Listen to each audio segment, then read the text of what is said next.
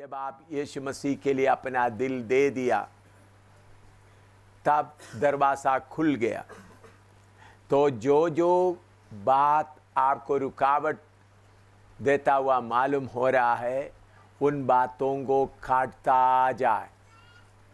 परमेश्वर का वचन मैंने आपको बताया, आप पूरा शुद्ध होने के बाद प्रभु आपके अंदर वास करना नहीं, बल्कि अगर आपको मन है तो मैंने बताया फसल या अनुग्रह या कृपा का चादर आपके दिल के अंदर प्रभु डालेगा। आपका गंदगी के ऊपर क्या डालेगा? प्रभु का कृपा या फसल या अनुग्रह का चादर डालकर प्रभु उसके अंदर वास करेगा। और वास करने के बाद करते समय में प्रभु समय समय पर बेटा बेटी ये गंदगी निकाल दो, ये गंदगी निकाल दो, वचन के द्वारा मालूम होते समय में एक एक करके निकालो। प्रभु समझते हैं हम मनुष्य है, प्रभु समझते हैं हमारे अंदर शारीरिकता है, लेकिन देखने के बाद यह है आपको छोड़ने का मन है या नहीं। आप अच्छी तरह वचन के अनुसार देखें, आपको दुखी करने वाला आपका शारीरिकता है। शारीरिकता से आपको 5 रुपया का खुशी मिलता है तो 1000 रुपया का दुख देता है वो। शारीरिकता से आप जुदा हो जाएं तो फिर आपको निराशा या दुख या आपका मुंह बनने का मौका होगा ही नहीं। उसको पिंजरे में डाल कर रखे। शारीरिकता ही इतने बार सुनने के बाद भी शारीरिकता से आप क्या है? शारीरिकता से जो आपको थोड़ा थोड़ा खुशी देता है उस खुशी को लेते हुए आप शारीरिकता को अपने पास रखते हैं। आप ये नहीं सोचता ये शारीरिकता मुझे 5 मिनट खुशी देता है, 15 घंटे मुझे दुख देता है, ये आप देखता नहीं है। तो इसलिए आप दोबारा शादी करने का जरूरत नहीं, अपना पत्नी को घर में भेजने का जरूरत नहीं, अपना पति को घर में भेजने का जरूरत नहीं। आज से प्रभु आप मेरे अंदर वास करे, उसके लिए मैं चाहता हूँ। प्रभु मेरे अंदर में आता, प्रभु पूरा तैयारी के साथ आएगा। जो जो बातें प्रभु को दुखी देता है, प्रभु आत्मा के द्वारा वचन के द्वारा आपको मालूम होता जाता है, उसको ठीक करते जाए। एक एक बात को ठीक करते जाए तो प्रभु आपके अंदर वास करता रहेगा। प्रभु का महिमा पूरा देखिए। मैं प्रभु मेरे अंदर में वास करना शुरू करने के बाद कितना गंदगी मेरे अंदर से निकला, आप सुन रहा है? प्रभु मेरे अंदर वास करना शुरू करने के बाद कितने टन टन टन लोरी भर भर करके गंदगी मेरे अंदर से निकलते रहा। मैं अभी सोचता हूँ इतना गंदगी मेरे अंदर रहने पर भी प्रभु मेरे साथ वास कैसा किया, वो देखकर मैं रोता हूँ। प्रभु मेरे अंदर इतना गंदगी होने पर भी उन्होंने कृपा का चादर डालकर पवित्र परमेश्वर यीशु का लहू लेकर मेरे अंदर वास करता रहा, एक ही समय उसको निकालते रहा। इसलिए आप दोबारा कोई शादी वगैरह करने का जरूरत नहीं, आज ही स्टेप शुरू कर दे। पहला स्टेप, प्रभु मेरे अंदर वास करो। प्रभु मैं आपके वचन के अनुसार जीवन बिताने के लिए चाहता हूँ। नई जगह फील्ड में सेवा शुरू करने के लिए जो मन में विचार आता है उधर जाना है या प्रभु की आवाज़ सुनना है। अगर प्रभु की आवाज़ सुनना है तो वो कैसी है? ठीक है, नई जगह में सेवा करने के लिए प्रभु ने आपको बोल दिया है। आपको ऐसा बोलने के पहले आपको विचार आ गया पुराना जगह में सेवा के लिए जाना है, तो प्रभु के सामने वो बात रखकर प्रार्थना करें, कुछ निशान रखते हैं प्रभु तेरे, क्योंकि हमेशा कोई काम करना है तो हमको पूरी तरह से उसका अगवाही मिलना चाहिए। एक है इनवर्ड कन्विक्शन।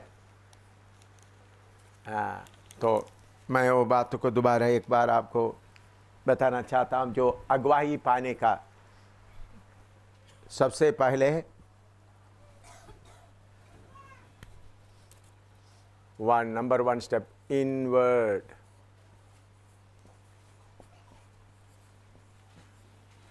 इनवर्ड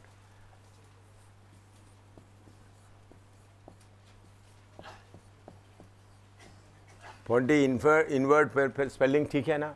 हाँ। दूसरा है प्रॉफेटिक कंफर्मेशन।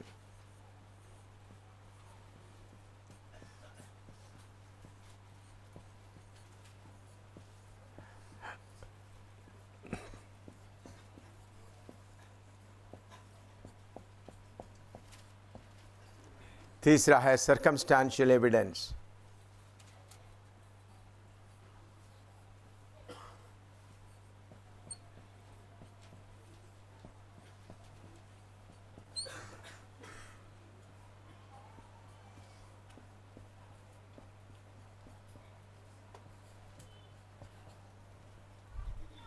इसका मतलब इनवर्ट कन्विक्शन, दिल के अंदर में मालूम हुआ ये प्रभु का काम है, ये मैं करना है।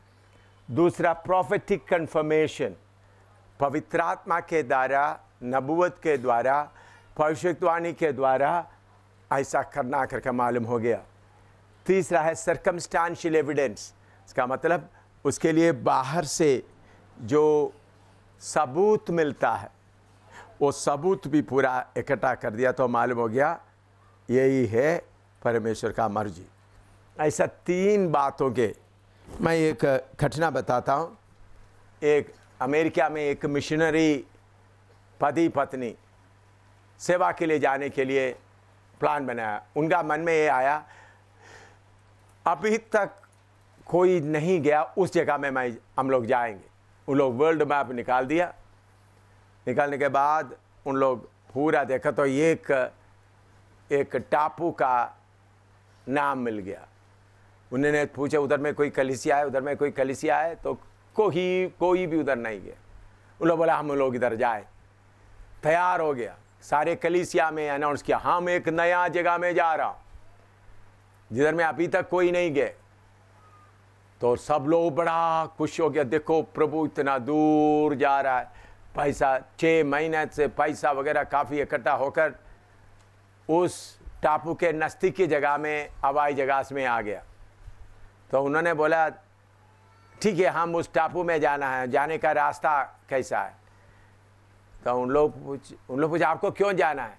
उधर हमने कलीसिया साबित करना है, प्रभु ने हमको बोल दिया। तो उन लोग बोला उधर कोई आदमी नहीं रहता।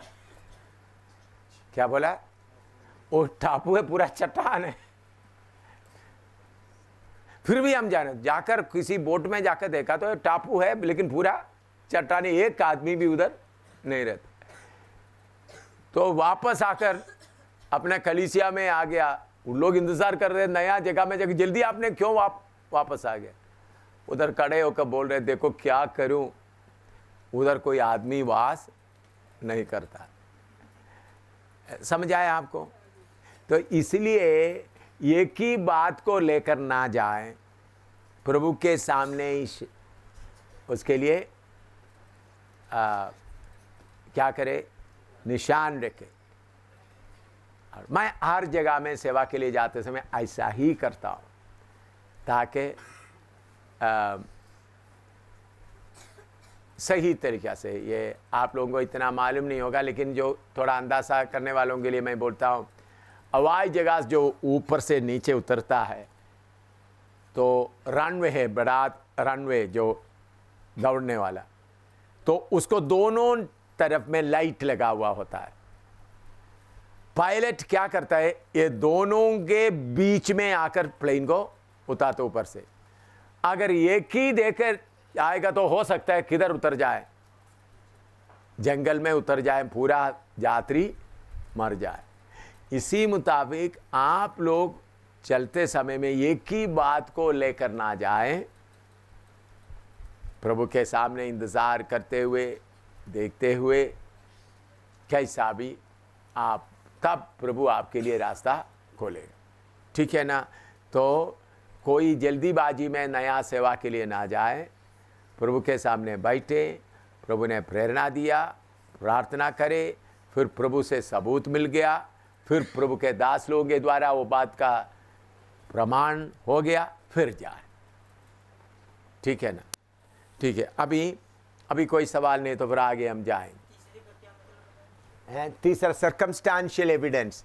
सर्कमस्टांशियल एविडेंस मतलब परिस्थिति के, शायद आपके लिए जाने के लिए पैसा भी इंतज़ाम हो गया। अभी चलो आप दूर जगह में सेवा के लिए जाना है तो उसके लिए पैसा का भी इंतज़ाम हो गया, या चारों तरफ का उसका समझ में आया ब्रदर? रहने के लिए कोई बुला रहा है, उधर मकान का इंतज़ाम हो गया, ऐसा परिस्थिति भी अनुकूल हो गया। पवित्र आत्मा हमारे अंदर है, वही प्रभु है, तो फिर हमें प्रभु को अंदर क्यों बुलाना है? क्योंकि पवित्र आत्मा ही प्रभु है। इसके बारे में बताओ। ये सही सवाल है। पवित्र आत्मा हमारे अंदर है, वो ही प्रभु है, तो फिर प्रभु यीशु को या पिता को हमारे अंदर लाने का ज़रूरत क्या है? मैंने पिछले दिनों में आपको पढ़ाया, प्रभु यीशु का नाम और उनका काम के बारे में थोड़ा कुछ, काफ़ी कुछ आपको मालूम हो गया। पिता के बारे में, पिता का पदवी और उनका काम के बारे में मालूम हो गया। पवित्र आत्मा का काम को भी आपको मालूम हो गया। ये तीनों का काम अलग अलग है करके आपको अलग अलग नाम से मैंने खोल कर बताया, नहीं बताया? तो इसलिए पवित्र आत्मा आपके अंदर होते तो भी किसको लाना है? पिता और पुत्र को भी लाना, ताकि पिता, पुत्र, पवित्र आत्मा तीनों मिलकर एक ट्रिनिटी, त्रिएकता होता है। तो इसलिए जरूर है पवित्र आत्मा भी प्रभु है, लेकिन उसके साथ फुलनेस ऑफ गॉड हेड, परमेश्वर का परिपूर्णता हमारे अंदर वास करना है। इसलिए पिता के लिए पवित्र आत्मा आकर अपना काम करता है। पिता भी आया, पुत्र भी आया, तो आप पूरा आनंद से रहेंगे। पिता आपको दिलेरी देगा, पुत्र अपना काम करेगा, पवित्र आत्मा अपना काम करेगा। समझ आया? ठीक है। भजन संहिता 7 का 17 पढ़ो। भजन संहिता 7 का 17।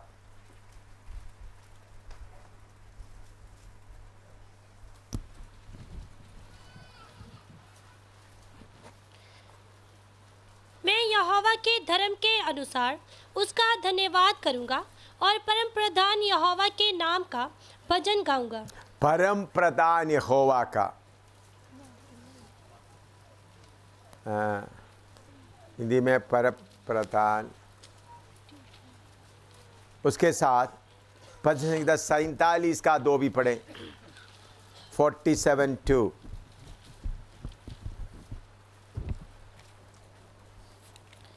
क्योंकि यहोवा परम प्रधान और भय योग्य है, वह सारी पृथ्वी के ऊपर महाराजा है। यहोवा परम प्रधान और भय योग्य है।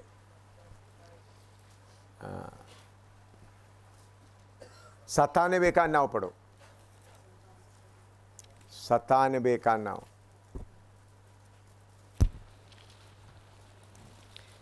क्योंकि हे यहोवा, तू सारी पृथ्वी के ऊपर परम प्रधान है, तू सारे देवताओं से अधिक महान ठहरा है।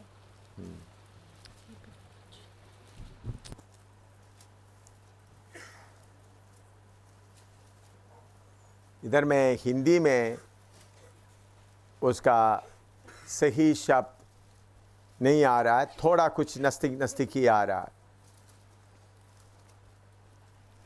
इब्रानियों में, इब्रानी भाषा में मैं बताऊंगा, लेकिन उसका हिंदी में इसके लिए सही शब्द आना है।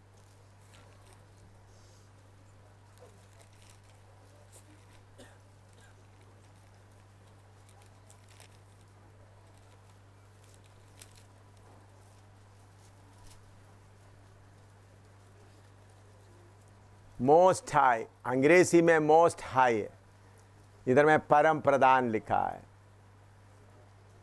है, मोस्ट हाई।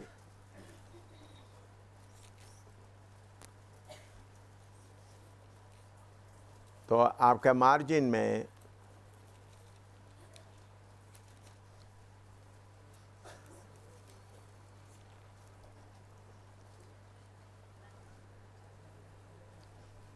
इंग्लिश में हर मोस्ट हाई लिखा है, तीनों वचन में इंग्लिश में मोस्ट हाई, हिंदी में परम प्रधान है, अति महान। लेकिन अब पूरा है, हाँ देखिए उस असली में इब्रानी में यहोवा एलियोन,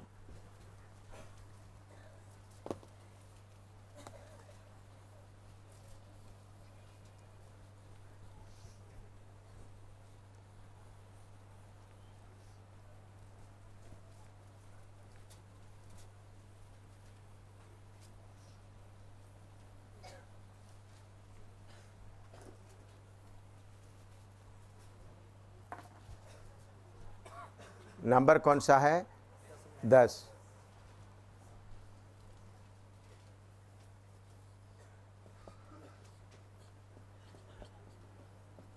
यहोवा एलियोन, ELYON।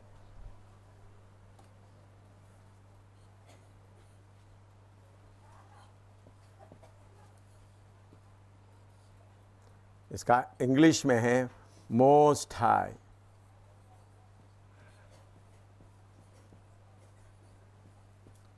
यहोवा मोस्ट हाई। तो हिंदी में आप लिख सकता है परम प्रधान के साथ में बाइबल में ही लिखो सबसे ऊंचे स्थान में रहने वाला, मोस्ट हाई, सबसे ऊंचे स्थान में रहने वाला, मोस्ट हाई। यहोवा एलियोन मतलब मोस्ट हाई, सबसे ऊंचा।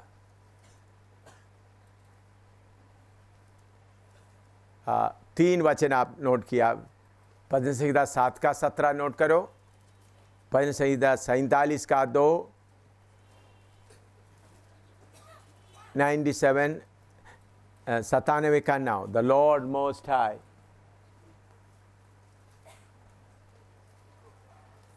The Lord most high. ये मोस्ट हाई लिखने के पहले क्या भी लिखना है? The Lord most high. Jehovah Elyon के लिखते उसका पूरा मैंने सिर्फ मोस्ट हाई लिख दिया, लॉर्ड लिखना छोड़ दिया।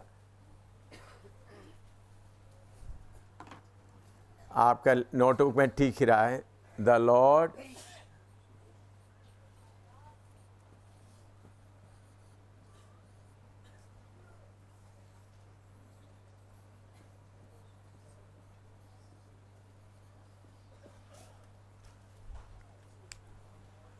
the Lord Most High।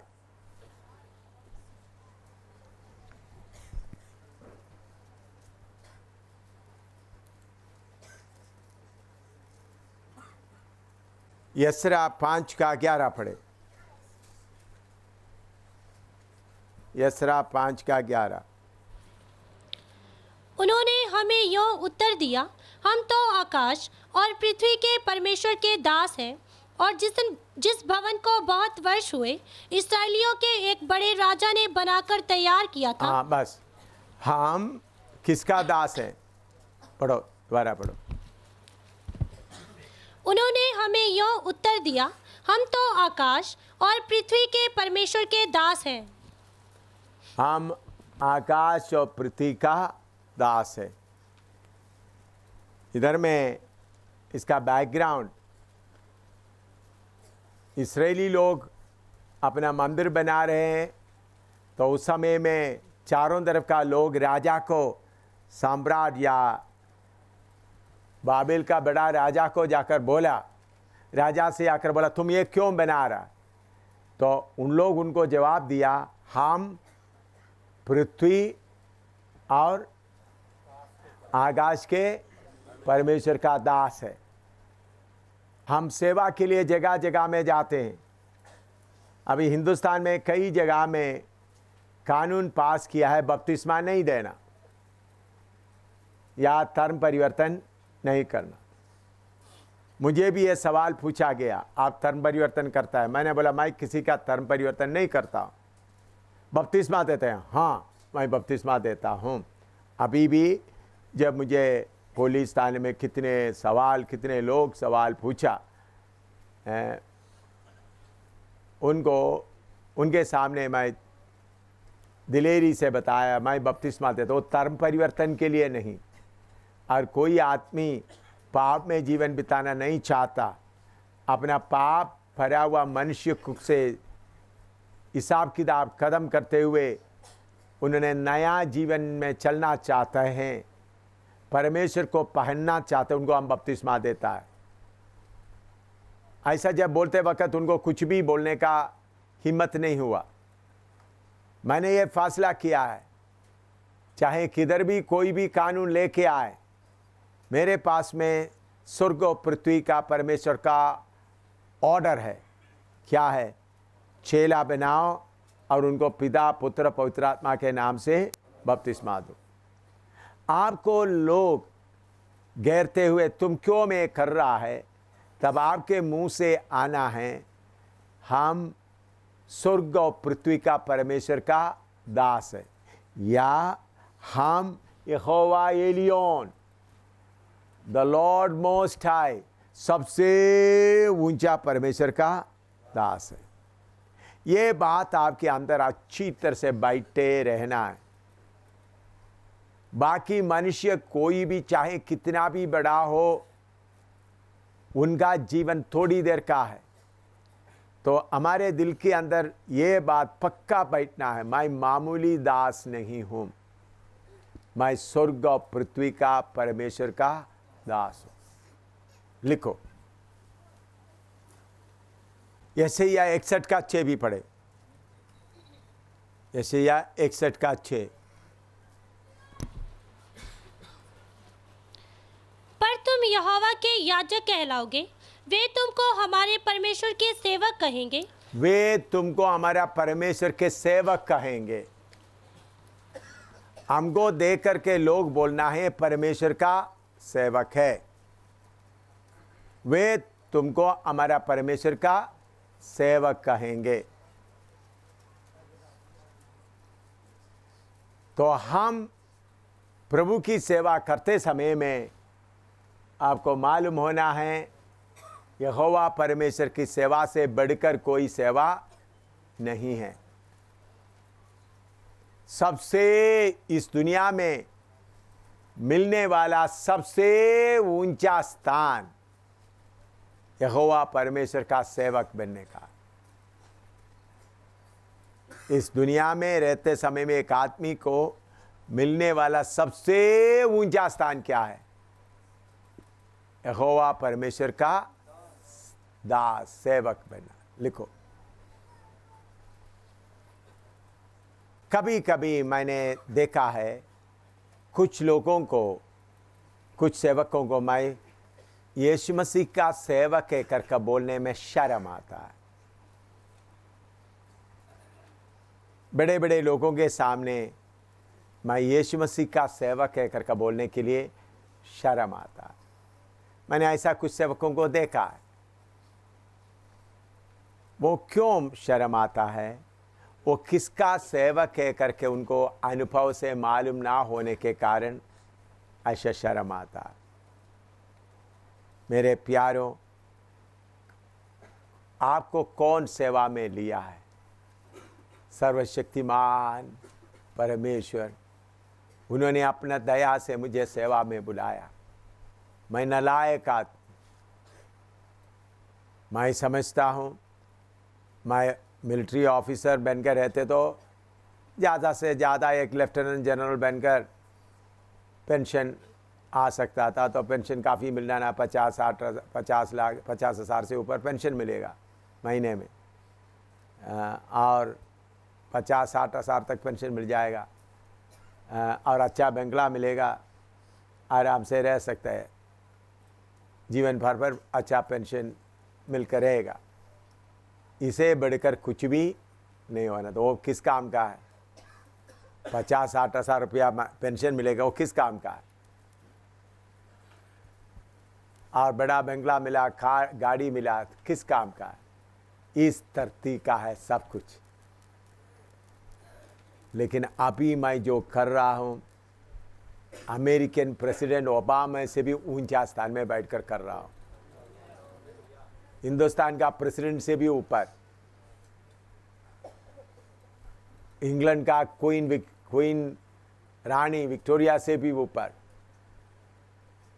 सारे संसार का सब लोगों से ऊपर रहकर मैं सेवा कर रहा हूँ। उसके लिए मैं योग्य नहीं था, प्रभु ने मुझे योग्य समझकर ये बहुत बड़ा सेवा दिया है।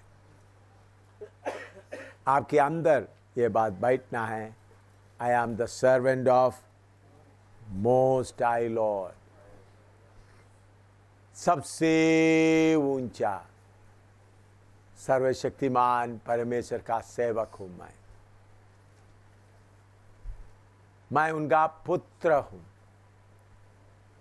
मैं उनका फैमिली, मैं उसके खानदान में जन्म लिया। उसे बढ़कर वो मेरे अंदर वास करता है, मेरे अंदर वास करता है। ये पहचान के साथ जाना है। कुछ लोगों को बाइबल लेकर चलने में भी कभी कभी शर्म आ जाता है। क्यों? आपका पोजीशन, आपका पदवी आपको मालूम नहीं है। इसलिए मेरे प्यारों, मैं आपसे विनती करता हूं कि आप लोग सर्वशक्तिमान परमेश्वर का पुत्र है, जो सबसे ऊंचा, उस फकर बोलते हैं, उस गर्व के साथ रहना। मैं किसका खिदमतगार हूं? सर्वशक्तिमान परमेश्वर का। उसके लिए हम योग्य नहीं हैं, लेकिन प्रभु ने हमको योग्य बनाया। लिखो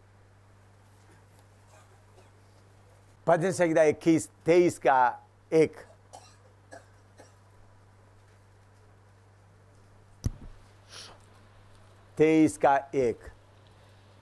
यहोवा मेरा चरवाहा है, यहोवा मेरा चरवाहा, यहोवा रोही। नेक्स्ट 11 कौन सा है? यहोवा रोही।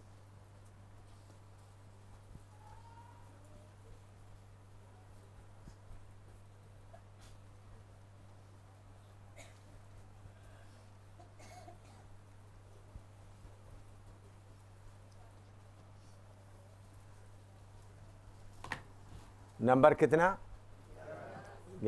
11। हाँ,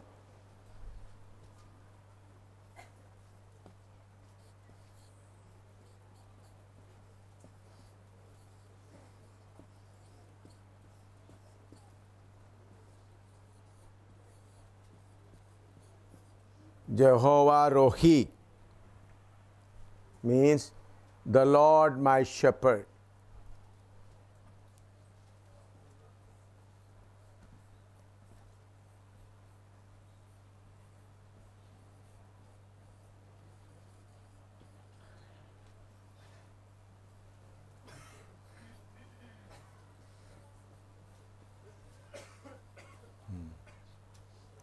तो भजन संहिता 23 निकालो।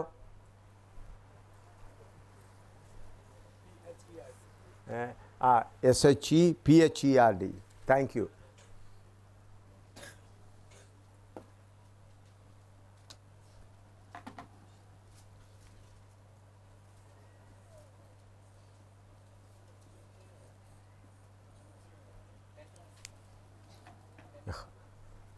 The Lord my shepherd। सब निकालो। भजन संहिता 23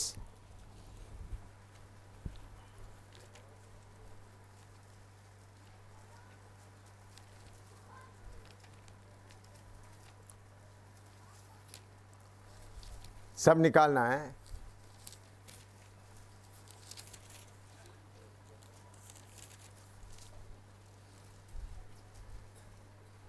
मेरे पीछे पीछे बोलना, ठीक है?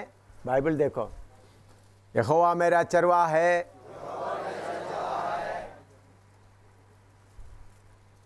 मुझे हर समय इकट्ठी रहेगी। बोलो ना,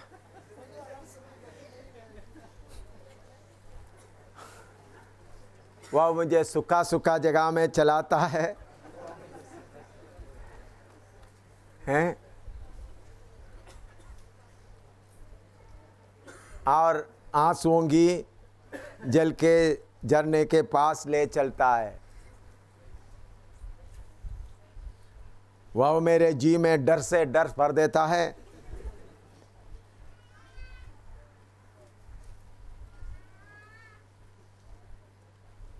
धर्म के मार्ग में चलने नहीं देता है।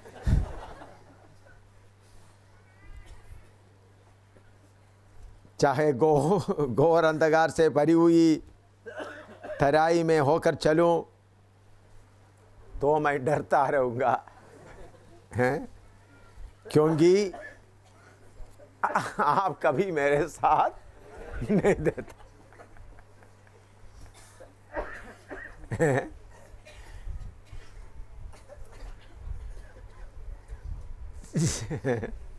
तेरे सोटी और लाठी से लगातार मार मिलते हैं, लगातार मार मिलते हैं। और तू मेरे सताने वालों के सामने मुझे सताता है।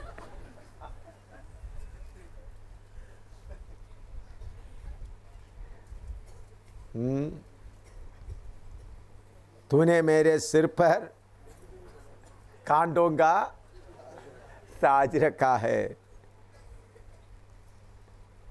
मेरे आंसुओं का कटोरा बहता रहता है।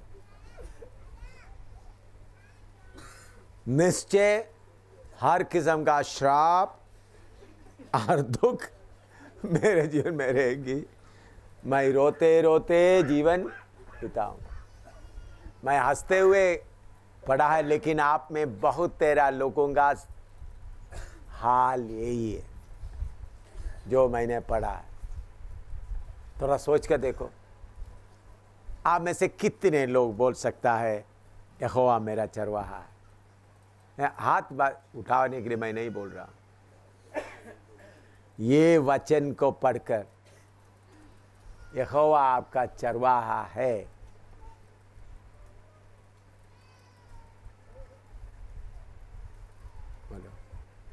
इधर में लिखा है यहोवा मेरा चरवाहा है, मुझे कुछ कट्ठी ना होगी।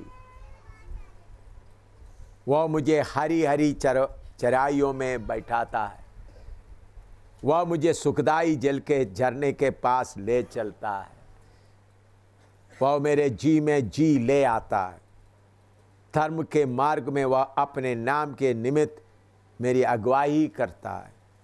चाहे मैं घोर अंधकार से भरी हुई तराई में होकर चलूं तो भी हानि से ना डरूंगा, क्योंकि तू मेरे साथ रहता है।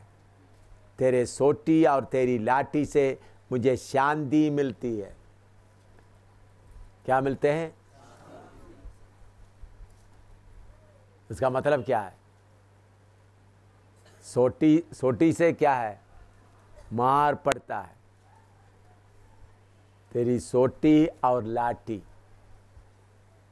तू मेरे सताने वालों के सामने मेरे लिए मेज बिछाता है।